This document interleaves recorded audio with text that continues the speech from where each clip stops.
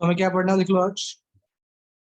पहले पढ़ना है what is the effect of temperature on rate constant and rate of reaction, क्या effect पड़ता है। दूसरा पढ़ना है हमें introduction of activation energy and reversible reaction.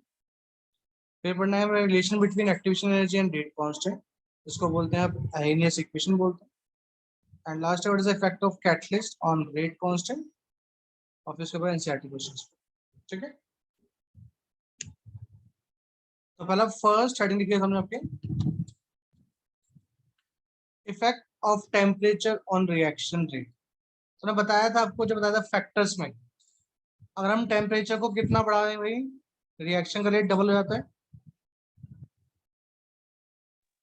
10 degrees 10 degree. ठीक है,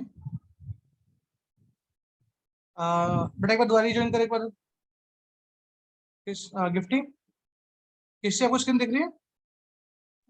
यस सर। एक मिनट, गिफ्टी को नहीं देखिए, गिफ्टी को बात।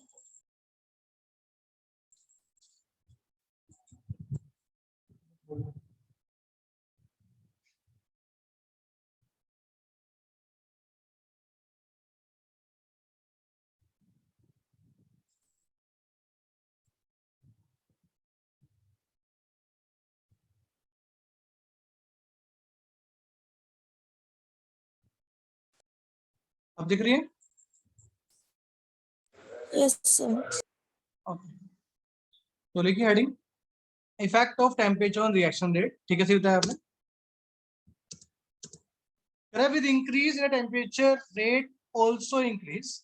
It is observed that, or on होगा, it is observed that on every 10 Kelvin या 10 degree rise in temperature, the rate constant become double or sometimes more than double.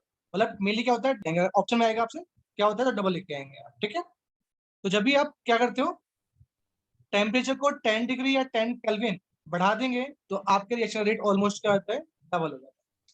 अब लिखा हुआ है it is observe that with increasing temperature, आप temperature बढ़ाते हो the number of effective collision get double. अब question है कि रेट डबल क्यों जाता है, क्वेश्चन है रेट डबल क्यों जाता है। एटम्स आपस में कोलाइड करते हैं और सारे कोलिजन जरूरी नहीं है इफेक्टिव हो। मान लो आपके एन कोलिजन हो रहे हैं और सब जो रिएक्टेंट से प्रोडक्ट बनने में हेल्प कर रहे हो, जरूरी नहीं कि सारे कोलिजन में रिएक्टेंट से प्रोडक्ट बनता हो। कुछ कोलिजन होते हैं जिनकी एनर्जी कम होती है, तो वो कोलिजन होने के बावजूद भी रिएक्टेंट से प्रोडक्ट में कन्वर्ट नहीं हो पाते हैं। ठीक है, यस इफेक्ट है, तो अगर इफेक्टिव कोलिजन का रेट डबल हो जाएगा तो आपके रिएक्शन का रेट भी क्या हो जाएगा, डबल हो जाएगा। Increase in temperature the number of effective collision gets double due to which reaction इनोट वैल्यू, क्या बोलते हैं उसको आप, थ्रेशोल्ड कोलिजन का। अगर इससे कम की एनर्जी आपके पास है तो आपका कोलिजन इफेक्टिव नहीं होगा। जितने भी कोलिजन हो रहे हैं are not collision effective.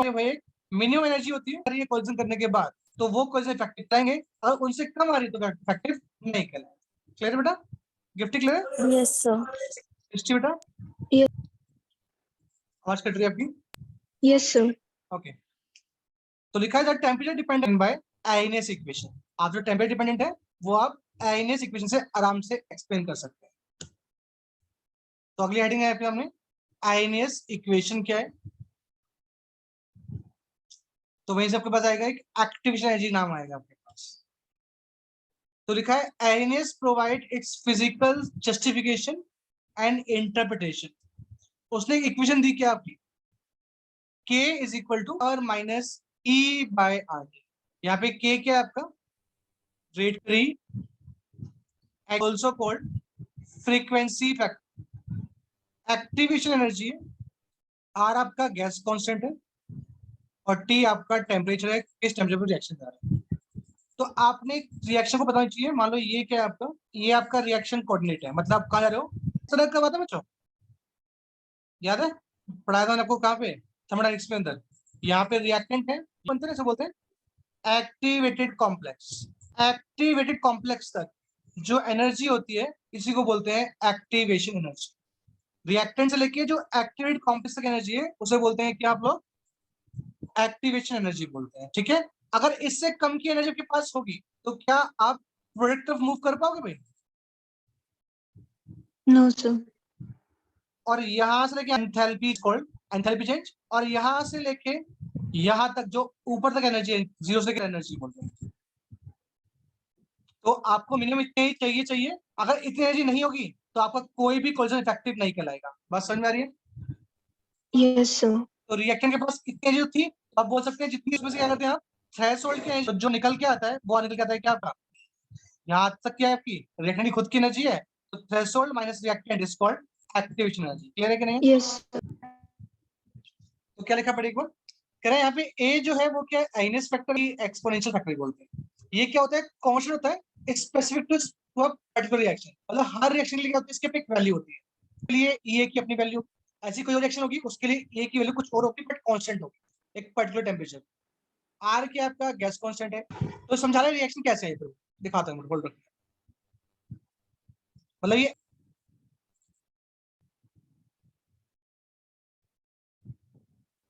Correct, आपके पास क्या था, H2 मॉलिक्यूल था और I2 मॉलिक्यूल था। तो ये दोनों क्या है आपके रिएक्टेंट है।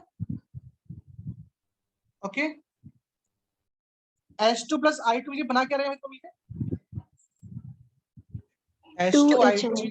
2H बना, तो कैसे बना रहे होंगे भाई? कह रहे हैं आपका जो HI था, जो H2 था, I2 का बॉन्ड भी क्या होगा, टूटना, H और I के बीच में बनना स्टार्ट होगा। तो जो ये बनाया ना, मतलब ना तो इसमें आप रिएक्टेंट की फॉर्म में हो, ना ही आप अभी प्रोडक्ट की फॉर्म में हो। उसके बाद जो फर्स्ट स्टेप क्या बन गया आपका, यहाँ से 2HI बन गया। तो ये जो बीच की स्टेट है that is called activated complex, तो ये बनेगी यहाँ पर जाके। तो क्या आपका एक्टिवेटेड कॉम्प्लेक्स बन पाएगा? No, sir. और अगर कॉम्प्लेक्स नहीं बन पाएगा तो क्या आपके प्रोडक्ट फॉर्म हो पाएगा फिर? No, sir. तो हमें क्या करना पड़ेगा, एक पास से जाना पड़ेगा। तो ये मिनिमम पाथ क्या मेरे पास, एक्टिवेशन एनर्जी है, और इससे ऊपर एनर्जी होगी तो रिएक्शन हो जाएगी, अगर इससे कम एनर्जी होगी रिएक्शन नहीं हो पाएगी। तो समझा रखा है इसमें, क्लियर? लिखा है according to Arrhenius, this reaction can take place only when a molecule of H2 and a molecule of I2 collide to form an unstable intermediate। जब ये आपस में कोलाइड करेंगे और एक for a very short time, कुछ time के लिए of hydrogen iodide. Okay,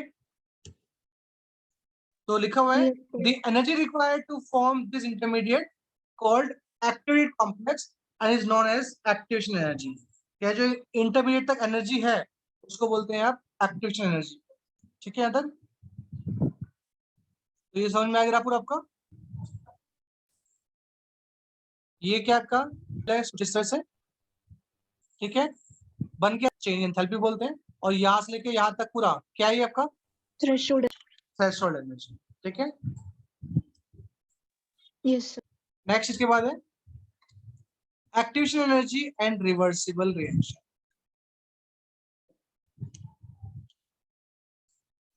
For reversible reaction, activated complex for both forward and backward reaction is same and follow the same path।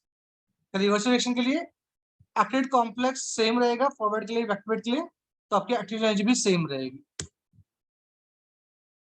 बस फर्क क्या आ जाएगा, डेल्टा एच में फर्क आ जाएगा, वक्त पे फर्क नहीं आएगा।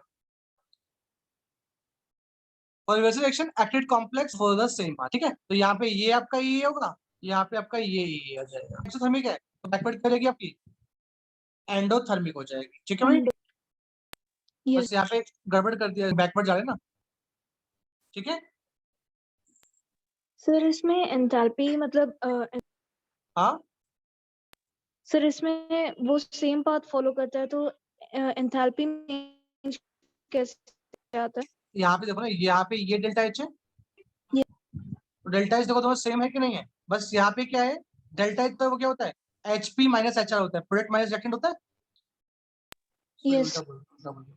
ये नेगेटिव होगा क्योंकि यहाँ पे क्या है, रिएक्टेंट की एनर्जी नेगेटिव आएगी,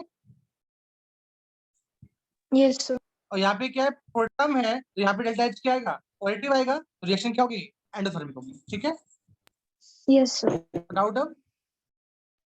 नो सर चलो लिख दिया यहाँ पे क्या है, ये फॉरवर्ड क्या है आपका लेस देन है, ये बैकवर्ड, एंडो में क्या हुआ, उल्टा हो जाएगा, ये फॉरवर्ड क्या हो ज्यादा हुआ आपका, ये बैकवर्ड से। ठीक है, यस सर ये इंपॉर्टेंट है आपका अगला topic, Boltzmann and James Clerk Maxwell distribution curve. मैंने आपको बताया था अभी, क्या सारे कोलिजन इफेक्टिव होते हैं? No sir. कुछ कोलिजन इफेक्टिव होते हैं, कुछ कोलिजन इफेक्टिव नहीं होते हैं, बताया था।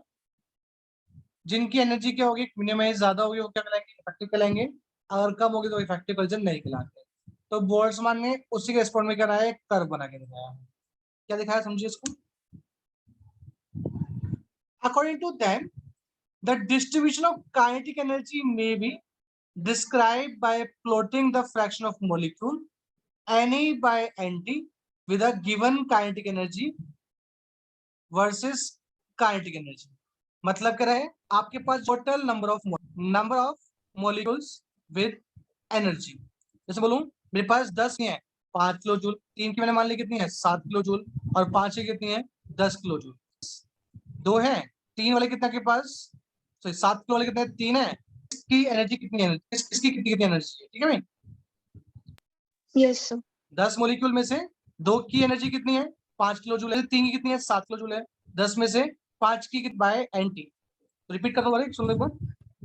According to them the distribution of kinetic plotting the fraction of molecule, इसने क्या किया, Na बाय एनटी का with a given kinetic energy versus kinetic energy.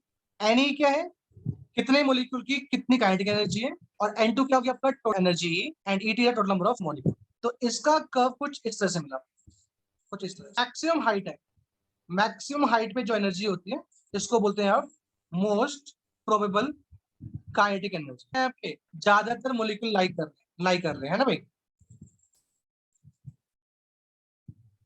Yes sir. क्योंकि ये क्या आपका फ्रैक्शन है ना, तो जहां पर इसको जहां पे ज्यादातर नंबर ऑफ पार्टिकल्स बोलते हैं आप मोस्ट प्रोबेबल काइनेटिक एनर्जी, ठीक है।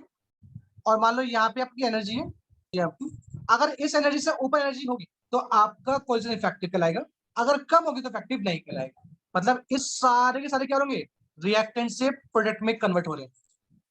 तो ये कौन सी एनर्जी थी आपकी, थ्रेशोल्ड एनर्जी। अगर इससे कम एनर्जी होगी तो आपका रिएक्टेंट क्या होगा, प्रोडक्ट में कन्वर्ट नहीं होगा, ठीक है।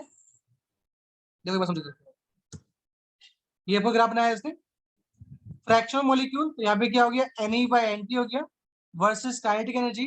तो कुछ इस तरह ग्राफ आएगा भाई। तो जो मैक्सिमम हाइट है वो कहलाएगी आपकी मोस्ट प्रोबेबल काइनेटिक एनर्जी कहलाएगी, ठीक है, यहाँ तक कोई डाउट? No sir. और मैंने बताया आपको, ये मान लो ये ग्राफ पे, ये फर्स्ट वाला, ये वाला ग्राफ, ये लिखा हुआ है क्या, एनर्जी ऑफ एक्टिवेशन। अगर आपकी एनर्जी एक्टिवेशन से कम होगी तो क्या रिएक्टेंट प्रोडक्ट में कन्वर्ट होगा? No sir. तो जो इसके आगे वाले मॉलिक्यूल्स हैं वो सारे सारे क्या हो रहे हैं, रिएक्शन से प्रोडक्ट में कन्वर्ट हो रहे हैं। बात क्लियर है? बोलो हाँ ना।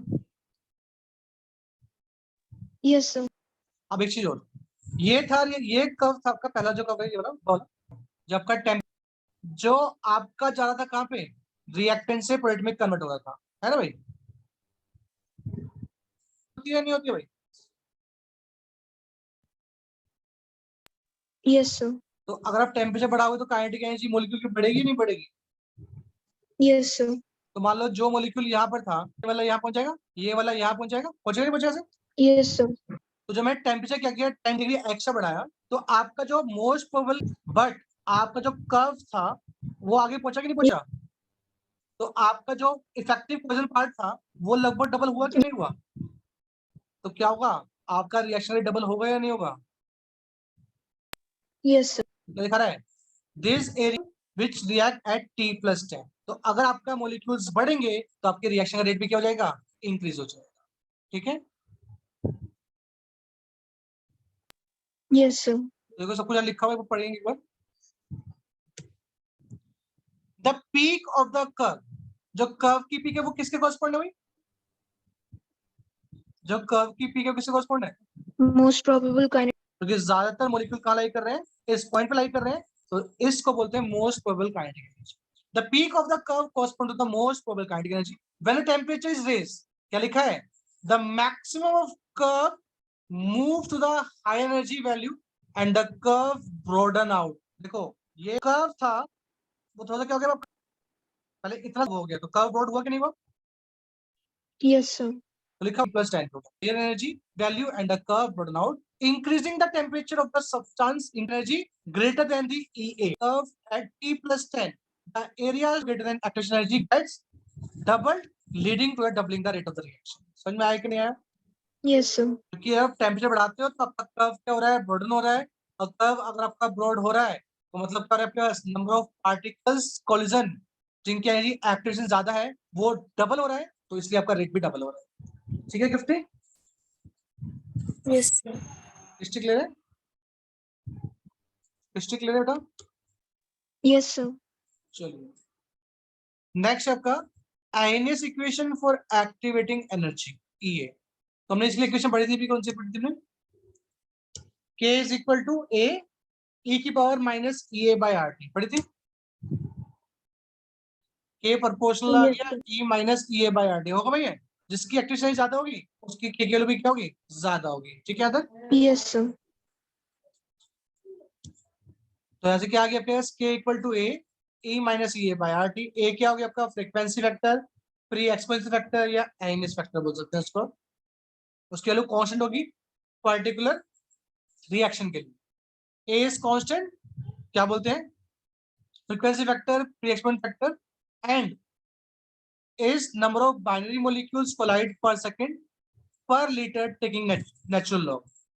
तो नाउ हम बात करते हैं, ई लिखा हो तो ये रहता है 10 हो जाता है, ln और ई क्या होता है आपका भाई 10 हो जाता है। ठीक है, तो कह रहा है taking natural log both side ln a, तो बताइए भाई log a into log a into b क्या होता है? Log A plus log. तो ये हो गया ln a plus ln e minus E A by, और बताया अभी ln e क्या होता है, बोल दे ln e आपका 1 ही होगा, log e की बार b B log A. B लोगे तो क्या रहेगा आपका, ये एल नहीं हो जाएगा भाई, बोलो। Yes, sir. और L N K is equal to L N A, तो ये फिर इक्वेशन की तो 1/t को प्लॉट करेंगे, एक्स का आएगा, ये हो गया आपका एल एन के, ये हो गया आपका 1/t, स्लोप कैसा आएगा, नेगेटिव आएगा, यहाँ पे मैच करेगा वो आपका एल एन ए हो जाएगा।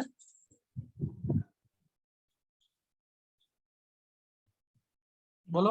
Yes, sir. तो लिखा हुआ इसने, ये कर दिया सर इसने, तो ये आपका आ गया L N A is equal to L N K is equal to L N A minus E A by R T, तो कब आपका ये बन जाएगा। ठीक है अंदर बना Yes, sir. लीजिए, कब बना लीजिए एक बार आप।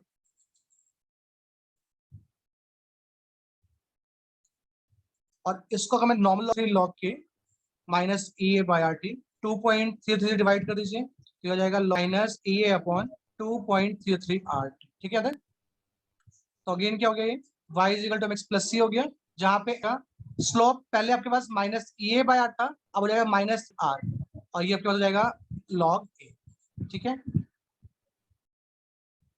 सेम ग्राफ जहां पे एन था वहां पे लॉग कर देंगे, और जो स्लोप है उसमें डिवाइड बाय 2.33 आ जाएगा। ओके कृष्ण,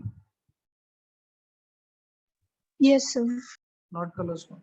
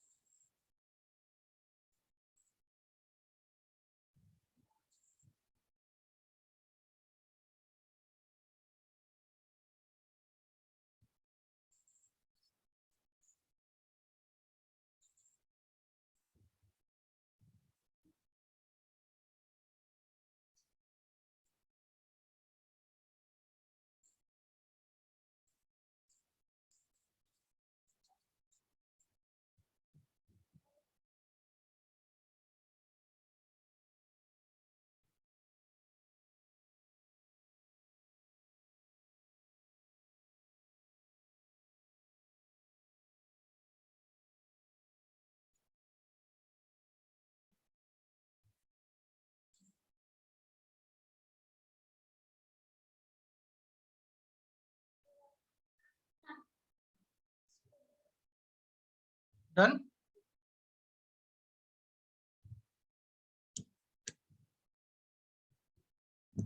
अगला इंपॉर्टेंट है,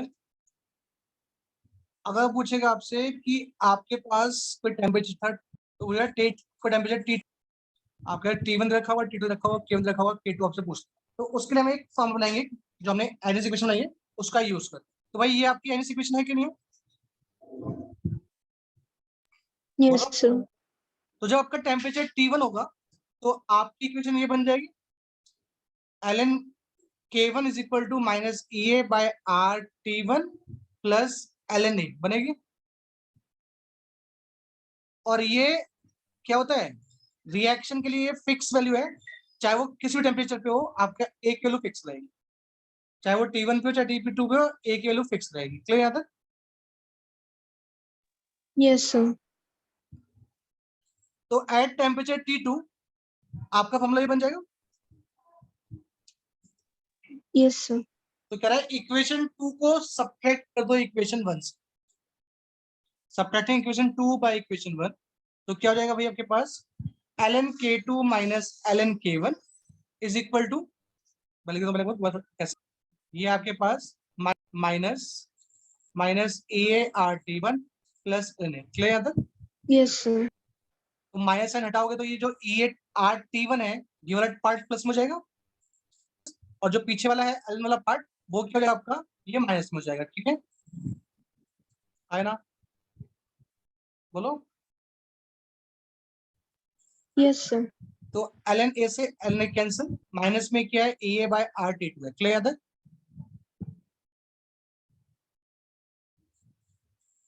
है ना?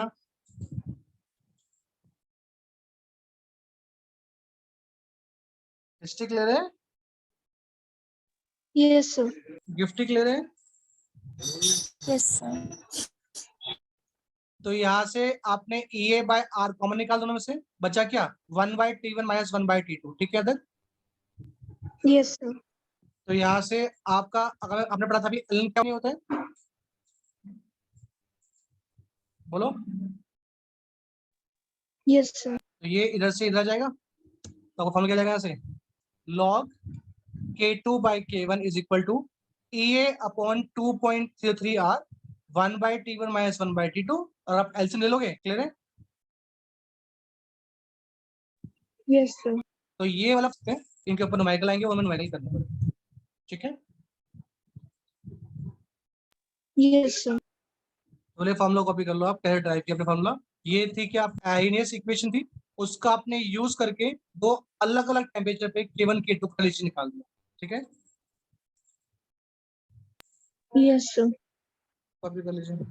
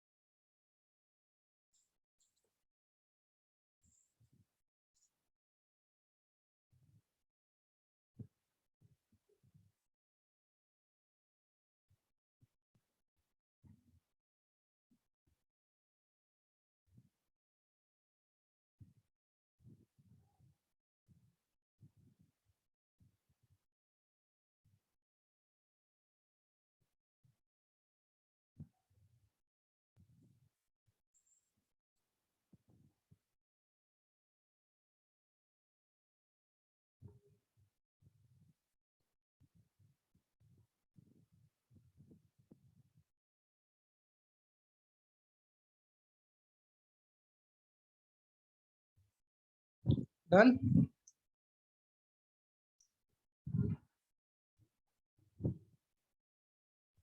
Yes sir. एक न्यूमेरिकल कर लेते हैं, न्यूमेरिकल निकाल दो।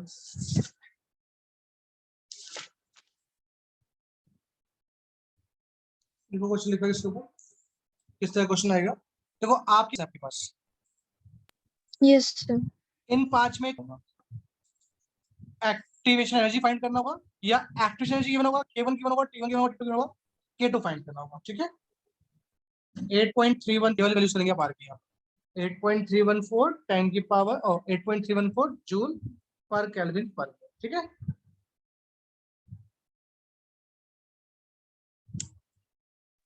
Yes, sir. तो मेरा क्वेश्चन ये है, what will be the effect of temperature on rate constant, बताया था, आइए बताया कि अगर आप रेट कांस्टेंट क्या करेंगे और टेम्परेचर करेंगे बढ़ाएंगे तो रेट क्वेश्चन क्या हो जाएगा भाई आपका, डबल हो जाएगा नहीं हो जाएगा।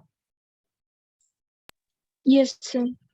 Rate constant of a chemical reaction increase with the rise of temperature. It is observed that the rate constant of a reaction is nearly double when temperature raised by 10 degree या 10 Kelvin. Question पढ़ो क्या लिखा हुआ है।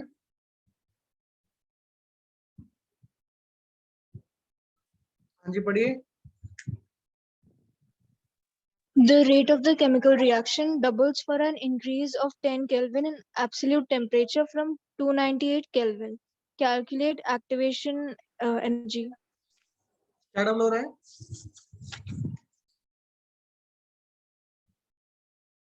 क्या double हो रहा है बेटा,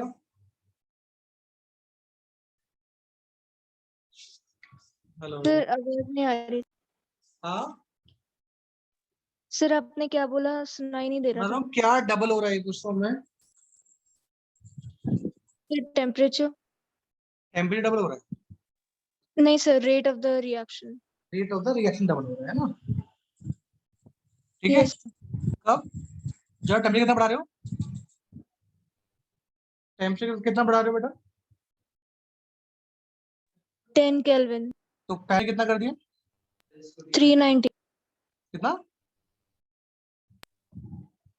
कितना 298 था, अब कितना हो गया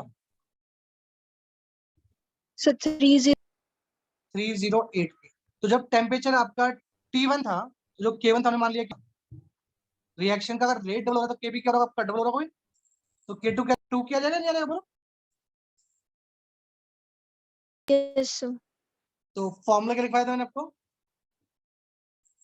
equal to EA divide 1/T1 minus 1/T2 लिखवाया था। यस। तो लिखो इसको बोले 1/T1 minus 1/T2 log K2 कितना आपके पास 2K। K1 आपके पास K है, E की वैल्यू कितनी है 8.314, T1 कितना आपके पास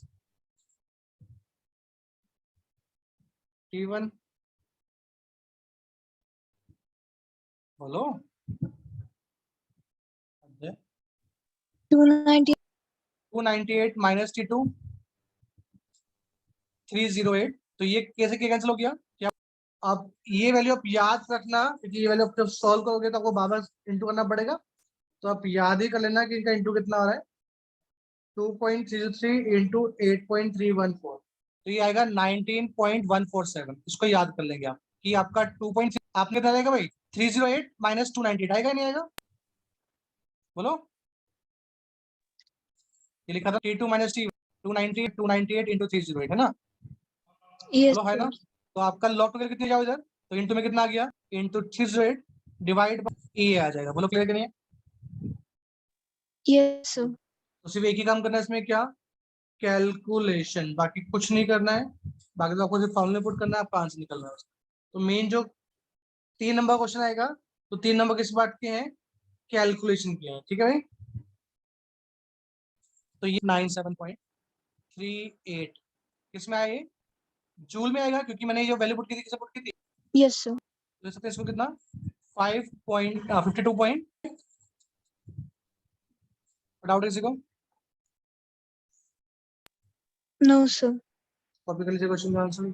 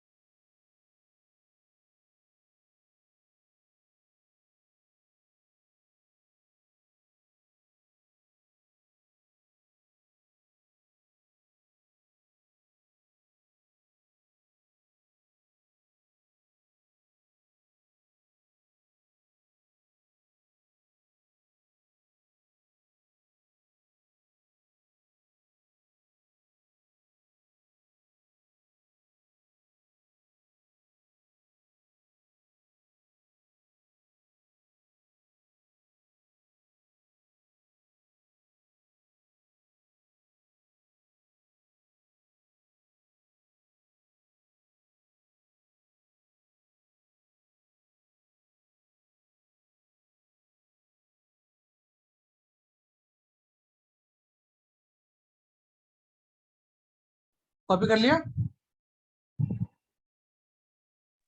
Yes, sir. तो एनसीईआरटी का लास्ट क्वेश्चन दिखाओ मुझे, सेम टू सेम क्वेश्चन है, पहले दिखाइए। एनसीईआरटी का लास्ट क्वेश्चन 4.30 बैक एक्सरसाइज का, पर एक बार उसके बाद फिर दो टॉपिक बचे आपके, वो नेक्स्ट से पढ़ लेंगे। एक बचा है इफेक्ट ऑफ कैटलिस्ट और एक बचा है कॉल्जन थ्योरी, बस। और कुछ नहीं बचा है, चैप्टर खत्म हो जाएगा नेक्स्ट क्लास में। करिए question number 4.30।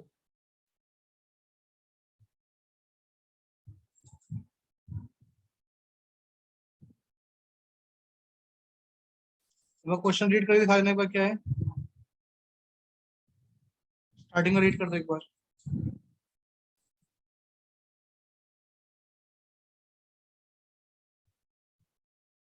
History. Yes, sir.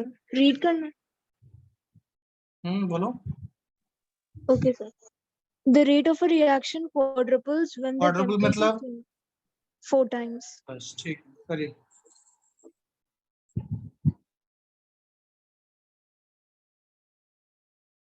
एक चीज याद रखना है हमेशा, आप टेम्परेचर किसमें पुट करेंगे हमेशा फॉर्मूला के अंदर? Kelvin. हाँ जी। तो अगर सेल्सियस में गिवन हो तो उसे केल्विन में कन्वर्ट कर लेंगे आप हमेशा। ये याद रखना है, कभी भी केल्विन में ही पुट करेंगे, सेल्सियस पुट नहीं करेंगे। ठीक है, चलिए करिए। तो यहाँ पे आपके पास ऑलरेडी केल्विन में ही बनता है ना? Yes, sir. ठीक है।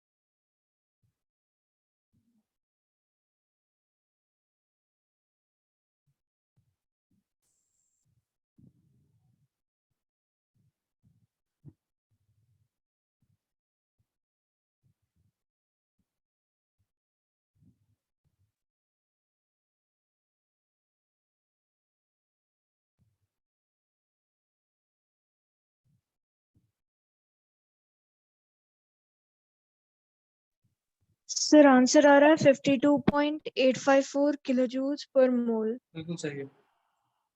ठीक है, ओके सर। तो अब डाल लो होमवर्क, डाल दो दोनों, दो टॉपिक बचे हैं वो मैं करा दूंगा तब नेक्स्ट। Okay sir.